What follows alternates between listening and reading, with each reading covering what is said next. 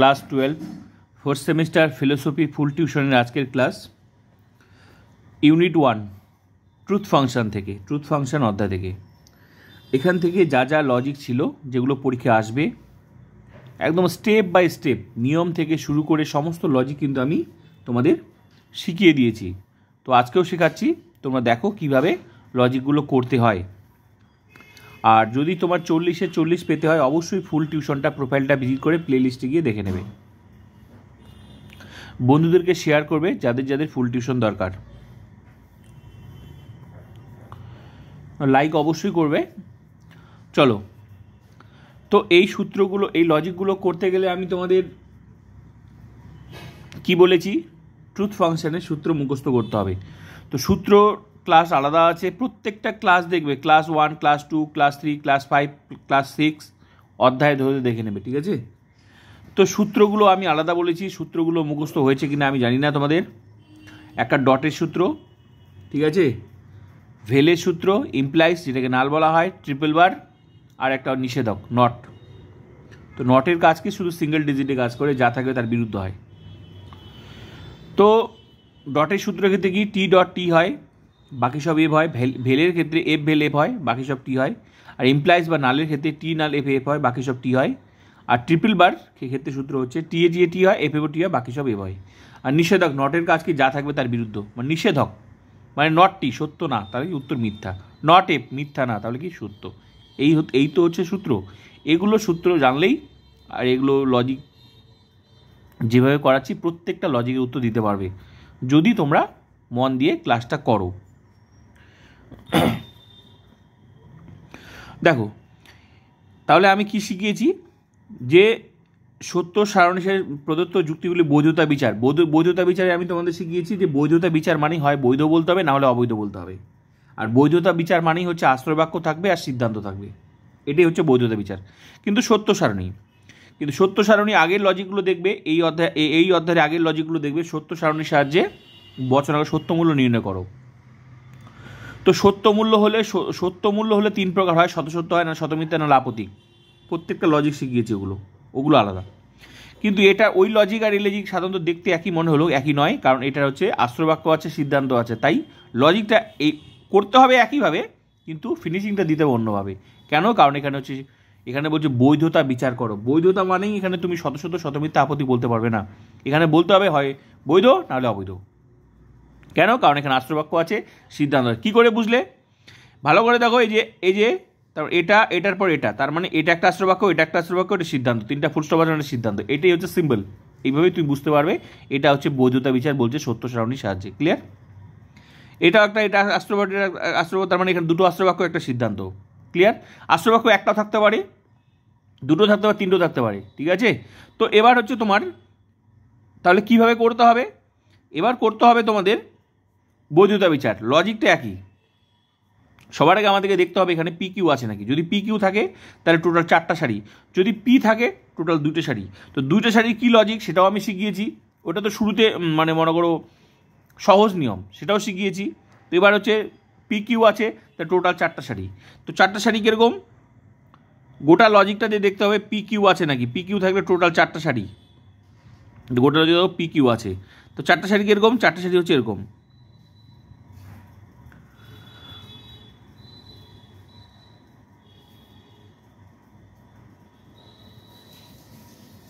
দেখো আমি সময় বার করে তোমাদের জন্য ফুল টিউশন কিন্তু করাচ্ছি, ঠিক আছে। আমি আগেও পড়িয়েছি, আমার আগের ব্যাচগুলো তোমরা দেখবে, একদম ফুল টিউশন বা ফুল টিউশন, ইউটিউবে একমাত্র চ্যানেল যেখানে ফুল টিউশন পড়ানো হয়, ঠিক আছে। যদি ফুল টিউশন করো তো অবশ্যই ভালো রেজাল্ট করবে। আমার আগের ব্যাচগুলো তোমরা পুরানো টিউশনগুলো দেখে নিতে পারো, তোমরা ইউটিউব ভিডিও সার্চ করে দেখে নেবে এবং কমেন্ট সেকশন পড়ে নেবে কারা কারা ক্লাস করতো।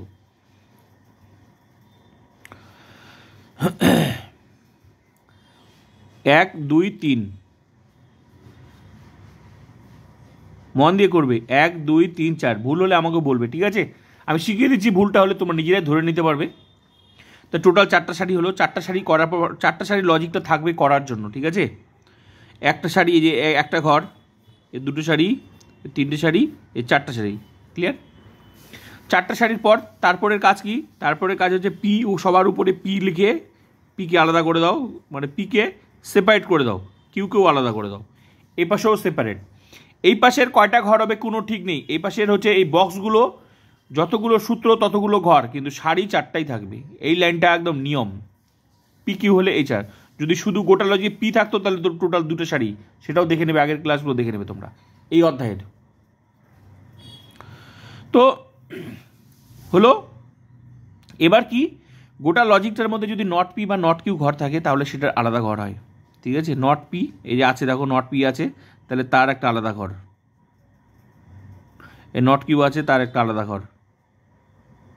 এগুলো তোমরা মনে মনেও ধরে নিতে পারো, কিন্তু সেটা তোমাকে ভালোভাবে শিখতে হবে, মানে তুখার হতে হবে, তবেই তুমি মনে মনে ধরতে পারবে, কিন্তু অত কঠিন পদ্ধতিতে যাবে না, ঠিক আছে, ভুল হয়ে যাওয়ার সম্ভাবনা বেশি থাকে। অনেকেই আছে ক্যালকুলেটরের মনে করো অঙ্ক করে, মানে যোগ বিয়োগ করে, আবার অনেকে আছে মনে মনে করে। তো তবুও কিন্তু ক্যালকুলেটর করে নেয়, কারণ হচ্ছে একদম ভুল হতে পারে মনে মনে করাটা, সেটার জন্যই, ঠিক আছে। তো এটা হচ্ছে তো নট পি নট কিউ হয়ে গেল। তারপর হচ্ছে তাহলে সূত্র হয়ে গেল, আর কি সূত্র আছে, এই যে পি ইকুইভ্যালেন্ট, মানে যেটাকে ট্রিপল বার বলা হয়, পি, ব্যাস। আর কোনো সূত্র আছে কি? নেই। এখানে জোড়া দেওয়ার কিছু নেই, কারণ এখানে এক লাইনে কোনো লজিক নেই যে গোটাটা ফিনিশিং এক লাইনে আসবে। যতগুলো সূত্র ততগুলোই ঘর, ক্লিয়ার? কারণ এখানে এটা হচ্ছে যে ফুল স্টপ আছে, তার মানে এগুলো প্রত্যেকটা আলাদা আলাদা সূত্র, এটার ফিনিশিংটা অন্যভাবে। তো দেখতেই থাকো, সূত্র হয়ে গেল, যতগুলো সূত্র ততগুলোই ঘর হয়ে গেল। এবার চলো লজিকটা আমরা করব। কীভাবে করব? যেহেতু চারটা সারি, তাহলে চারটা সারি হয়ে গেলে প্রাথমিক কাজ হচ্ছে পি এর ঘরে দুটো টি, এটাই নিয়ম, দুটো টি দুটো এফ। তারপরে কিউ এর ঘরের কাজ কি? যেহেতু এখানে দুটো টি দিয়েছ, তার হাফ মানে কি? তাহলে একটা টি একটা এফ, এই নিয়মেই বাকিগুলো চলবে, টি এফ এই নিয়মেই বাকি। চারটা সারি হলে পি কিউ এর ঘরে যা বসালাম সমস্ত লজিকের একই নিয়ম, এগুলো বাদ দিয়ে। চারটা সারি হলে এটা ইউনিভার্সাল নিয়ম, এই পি কিউ এর যেভাবে বসালাম সমস্ত লজিকের একই নিয়ম, ক্লিয়ার? এবারের কাজ কি? নট পি, পি এর ঘরে যা থাকবে, এই নট পি মানে কি? পি এর ঘরে যা থাকবে তার বিরুদ্ধ, কারণ নেগেশনের কাজ কি? নেগেশনের কাজ হচ্ছে যা থাকবে তার বিরুদ্ধ। তাহলে পি এর ঘরে কি আছে? টি আছে, তাহলে তার বিরুদ্ধ কি হবে? এফ হবে। খুব শান্ত মনে করবে, নাহলে একটু এদিক ওদিক তাকালেই ভুল হয়ে যাবে। টি, আমার ভুল হলে তোমরা বলবে, তোমরা নিজেরাই ঠিক করে নেবে, ঠিক আছে। টি, তাহলে এটাও কি হবে? এফ হবে। এফ আছে, এটা টি আছে, এফ আছে, এটা টি হবে, ক্লিয়ার? কারণ একটু এদিক ওদিক মন দিলেই কিন্তু টি এর জায়গা এফ দিয়ে দিবে, আর একবার এফ দিয়ে দিলে সেটার ভিত্তিতে অন্যান্য লজিক, গোটা লজিকটা ভুল হয়ে যাবে। হলো? এবার হচ্ছে কিউ এর ঘর নট কিউ, তার মানে কিউ এর ঘরে যা আছে, এই যে কিউ এর ঘরেটা তার বিরুদ্ধগুলো সব লিখতে হবে। তো কিউ এর ঘরে কি আছে? টি আছে, তাহলে এখানে বিরুদ্ধ কি হবে? এফ হবে। এফ আছে, এখানে কী হবে? টি আছে। টি আছে, এখানে কী হবে? এফ হবে। এখানে এফ আছে, এখানে কী হবে? টি হবে, ক্লিয়ার? হয়ে গেল। এবার কি? এবার ঘরে দেখো পি আছে, পি ইকুইভ্যালেন্ট কিউ। পি এর ঘর কোনটা? এটা। কিউ এর ঘর কোনটা? এটা। এই দুটোর সাথে কিসের সূত্র? ট্রিপল বারের সূত্র। ট্রিপল বার ইকুইভ্যালেন্ট যেটাকে বলা, সমমান যেটাকে বলা হয়, ঠিক আছে। তো এটার হচ্ছে এই দুটোর সাথে সমমানের সূত্র। আর সমমানের সূত্রের ক্ষেত্রে কী নিয়ম? সমমান বলো যাই বলো, তোমার যেটা মনে থাকবে সেটাই, কিন্তু নামগুলো প্রত্যেকটাই জানতে হবে তোমার, ঠিক আছে। তাহলে ট্রিপল বার বলো, সমমান যাই বলো, এটার নিয়ম কি? এটার নিয়ম হচ্ছে টি এ টি হয়, এফ এফ টি হয়, বাকি সব এফ হয়। তো চলো এবার আমার টি আছে কি? হ্যাঁ টি আছে, তাহলে টি হলো। টি আছে কি? নেই। এফ আছে কি? নেই, তাহলে এফ হলো। কারণ টি থাকলেও টি হবে, এফ থাকলেও টি হবে, বাকি সব এফ হবে, তাহলে বাকি সব এফ হলো। টি থাকলেও টি হবে, এফ থাকলেও টি হবে, বাকি সব এফ হলো, তাহলে এফ হলো। টি থাকলেও টি হবে, এফ থাকলেও টি হবে, যে এফ মিলে গেছে, তার টি হলো, ব্যাস হয়ে গেল। তাহলে আমরা কি এখানে শতসূত্র বলবো না? কেন বলবো না? কারণ এটা হচ্ছে বৈধতা বিচার। কি করে বুঝলে? কারণ এখানে লেখাই আছে, এই যে আশ্রয় বাক্য আছে, সিদ্ধান্ত আছে। তাহলে এখানে আমরা এখানে অনেকে আবার আছে যে আগের লজিক দেখে ভাবছে শেষ লাইনটা দেখে তো ওখানে শতসূত্র শতমিতা বলা হতো, তাহলে এটাও বলে দেবো না, কারণ এটা কিন্তু শেষ লাইনের লজিক নয়, এটা তো একটা আশ্রয় বাক্য। এই ঘরটা যে দেখছো, এটা তো একটা আশ্রয় বাক্যের ঘর, এটা তো সিদ্ধান্ত। এখানে সেটা বলতে পারবে না। কেন? কারণ এখানে আশ্রয় বাক্য আছে, সিদ্ধান্ত আছে। এখানে তাহলে কী বলতে হবে? বৈধ নাহলে অবৈধ। তাহলে এবার সবার প্রথমে আমরা আইডেন্টিফাই করে নেবো এখানে আশ্রয় বাক্য কী কী। আশ্রয় বাক্য ঘর হচ্ছে যে এটা একটা আশ্রয় বাক্য ঘর, এই যে এটা একটা আশ্রয় বাক্য ঘর, এটা একটা আশ্রয় বাক্য ঘর, আরেকটা হচ্ছে নট কিউ, এটা একটা আশ্রয় বাক্য। নট কিউর ঘর কোনটা? এই যে এটা একটা আশ্রয় বাক্য ঘর, এটা একটা আশ্রয় বাক্য ঘর, ঠিক আছে? এটা 2 নম্বর আশ্রয় বাক্য ঘর। আর 3 নম্বর আশ্রয় বাক্য ঘর, 3 নম্বর সিদ্ধান্ত ঘর কোনটা? Not P. নট পি মানে এটা কিন্তু সিদ্ধান্ত ঘর, এই যে এটা হচ্ছে, এই যে এটা হচ্ছে সিদ্ধান্তের ঘর, এই ঘরটা হচ্ছে সিদ্ধান্তের ঘর, তার মানে এটা হচ্ছে সিদ্ধান্তের ঘর। তাহলে আশ্রয় বাক্য হচ্ছে এটা। আর আমরা নিয়ম কি জানি? নিয়ম জানি আশ্রয় বাক্য সত্য, সিদ্ধান্ত মিথ্যা হলে অবৈধ হয়, বাকি সব বৈধ। এটা হচ্ছে সহজ সংক্ষেপ নিয়ম। এটা হচ্ছে বুঝে গেলেই বাকি লজিকগুলো সঠিক উত্তর বার করতে পারবে। তাহলে সবার আগে আমরা কি বার করব? নেগেটিভটা খোঁজার চেষ্টা করব। আশ্রয় বাক্য সত্য, সিদ্ধান্ত মিথ্যা যদি হয় অবৈধ হবে। যদি এই দৃষ্টান্ত খুঁজে না পাই তাহলে বলে দেব সেটা হচ্ছে বৈধ। ক্লিয়ার? তাহলে যেহেতু এখানে দুটো আশ্রয় বাক্য, তাহলে দুটো আশ্রয় বাক্য, যেহেতু দুটো আশ্রয় বাক্য, তাহলে যে সারিতে সত্য হবে সেটার দিকেই তাকাবো, সত্য না হলে সেই সারির দিকে তাকাবো না। কারণ নিয়মে বলা আছে আশ্রয় বাক্য সত্য, সিদ্ধান্ত মিথ্যা হলে অবৈধ, বাকি সব বৈধ।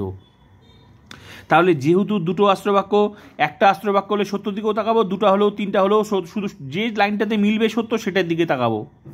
তাহলে এখানে আশ্রয় বাক্য, এটা আশ্রয়, যেহেতু দুটো আশ্রয় বাক্য, চলো দুটো আশ্রয় বাক্যের দিকে তাকাই। এর মিথ্যা, প্রথম সারিতে দেখো একটা আশ্রয় বাক্য মিথ্যা, একটা আশ্রয় বাক্য হচ্ছে সত্য, তার এটা দেখাবো না। দ্বিতীয় আশ্রয় বাক্য দেখো, এটা সত্য, এটা মিথ্যা, দেখবো না। তৃতীয় আশ্রয় বাক্য দেখো, তৃতীয় সারিতে দেখো, প্রথম সারিতে হলো না, দ্বিতীয় সারিতে, তৃতীয় সারিতে দেখো মিথ্যা মিথ্যা মিলে গেল, মিথ্যা মিথ্যা হবে না, সত্য হলে তাকাবো। চতুর্থ সারিতে দেখো আশ্রয় বাক্য সত্য, আশ্রয় বাক্য সত্য পেয়ে গেছি, দুটো আশ্রয় বাক্য একসাথে সত্য পেয়ে গেছি, এই জন্যই সিদ্ধান্তের দিকে তাকাবো। প্রথমগুলোর দিকে তাকালাম না কেন? কারণ যেহেতু দুটো আশ্রয় বাক্য, তাহলে দুটো আশ্রয় বাক্য একসঙ্গে সত্য হতে হবে, তবে সেই লাইনটার দিকে তাকাবো। দুটো আশ্রয় বাক্য এক সত্য পেয়েছি, পাইনি। দ্বিতীয় সারিতে পেয়েছি, পাইনি। তৃতীয় সারিতে পেয়েছি, পাইনি। চতুর্থ সারিতে পেলাম, চতুর্থ সারিতে পেলাম। এই জন্য আমরা এখানে এবার সিদ্ধান্তের দিকে তাকাবো। তো চলো, সিদ্ধান্ত কি? সিদ্ধান্ত হচ্ছে নট পি এর ঘর, এই যে নট পি এর ঘর, এর দুটো আশ্রয় বাক্য, এই যে দুটো আশ্রয় বাক্য, সিদ্ধান্ত হচ্ছে নট পি এর ঘর। তাহলে নট পি এর ঘর, সিদ্ধান্তের দিকে কি আছে? সিদ্ধান্তের দিকে কিন্তু সত্য আছে। তো আমরা কি বলছিলাম? আশ্রয় বাক্য সত্য, সিদ্ধান্ত মিথ্যা হলে অবৈধ হয়। যদি খুঁজে না পাই তাহলে কি বলবো? বৈধ। তো আশ্রয় বাক্য সত্য তো পেলাম, এবার সিদ্ধান্তের দিকে অবশ্যই তাকাবো। তাকায় দেখি যে মিথ্যা খুঁজে পেলাম না, তাহলে কি বলবো এটা? তাহলে এটা হলো বৈধ। বোঝা গেল? তাহলে এখানে হলো এই যুক্তিটি হচ্ছে বৈধ। কেন? কারণ এখানে এমন কোনো, এখানে চতুর্থ সারিতে দেখা যাচ্ছে আশ্রয় বাক্য সত্য, সিদ্ধান্ত সত্য, তাই বৈধ। কারণ এই যুক্তিটিতে এমন কোনো নিবেশন দৃষ্টান্ত নেই যেখানে আশ্রয় বাক্য মানে সত্য, সিদ্ধান্ত মিথ্যা পাওয়া যায়নি, তাই যুক্তিটি কী হলো? তাই যুক্তির আকারটি কী হলো? বৈধ। মানে এমন কোনো সারি নেই যেখানে আশ্রয় বাক্য সত্য, সিদ্ধান্ত মিথ্যা, তাই যুক্তির আকারটি কি? তাই যুক্তির আকারটি হচ্ছে বৈধ। বোঝা গেল? মানে অবৈধ হতে গেলে আশ্রয় বাক্য সত্য, সিদ্ধান্ত মিথ্যা হতে হবে, তবেই সেটা অবৈধ। তাহলে এখানে এমন কোনো সারি নেই যেখানে আশ্রয় বাক্য সত্য, সিদ্ধান্ত মিথ্যা নেই, তাই যুক্তির আকারটি বৈধ। ক্লিয়ার?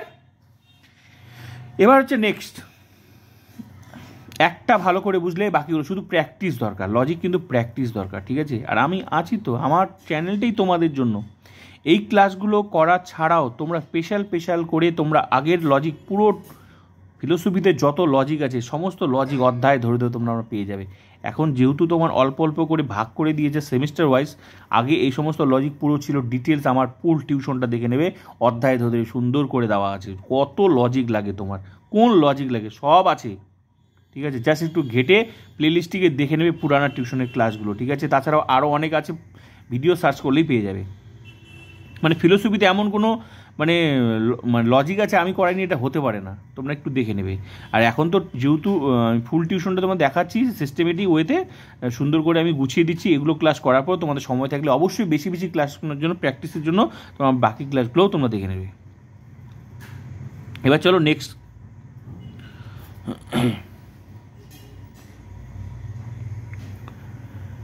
এটাও 4টা সারি হবে। কি করে বুঝবে? ভালো কথা, গোটা লজিকটার মধ্যে পি কিউ আছে।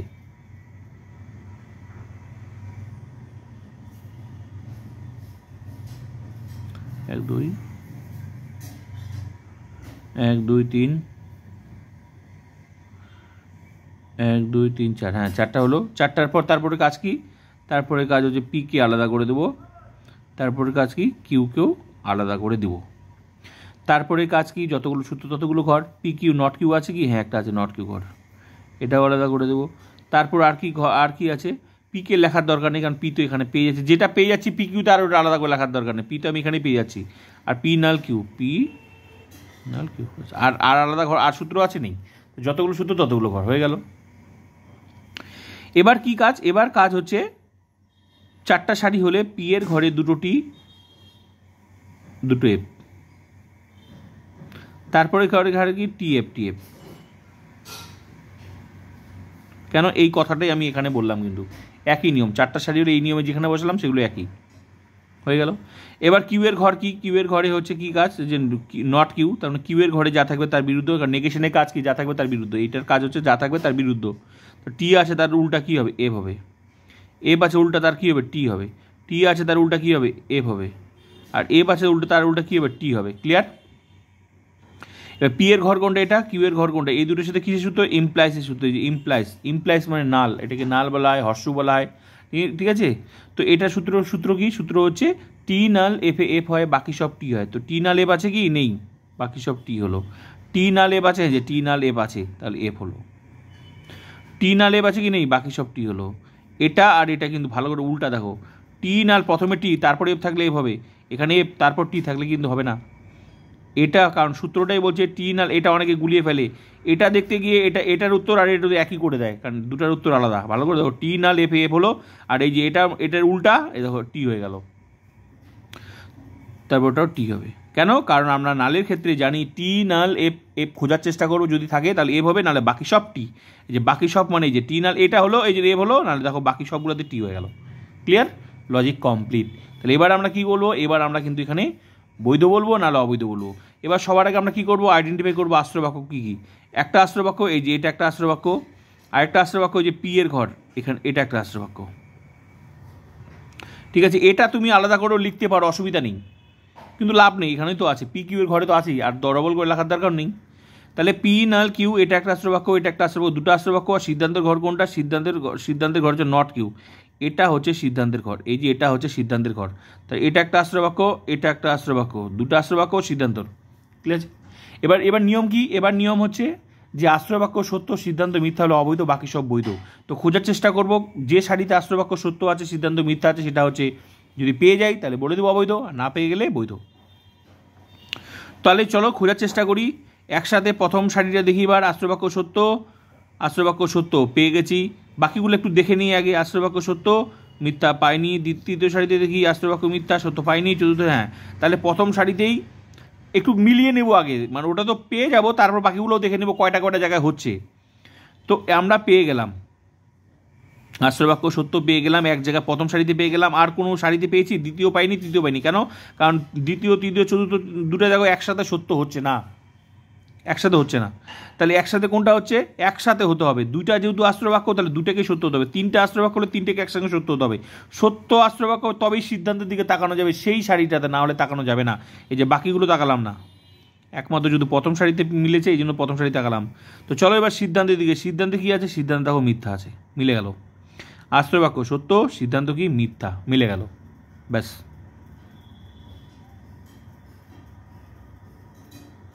বোঝা গেল? তাহলে যুক্তির আকারটি কি? অবৈধ। কেন? কারণ এখানে আশ্রয় বাক্য সত্য, সিদ্ধান্ত মিথ্যা হয়েছে, ব্যাস। তাহলে হয় এই উত্তর এরকম হবে, না হলে উত্তর ওরকম হবে।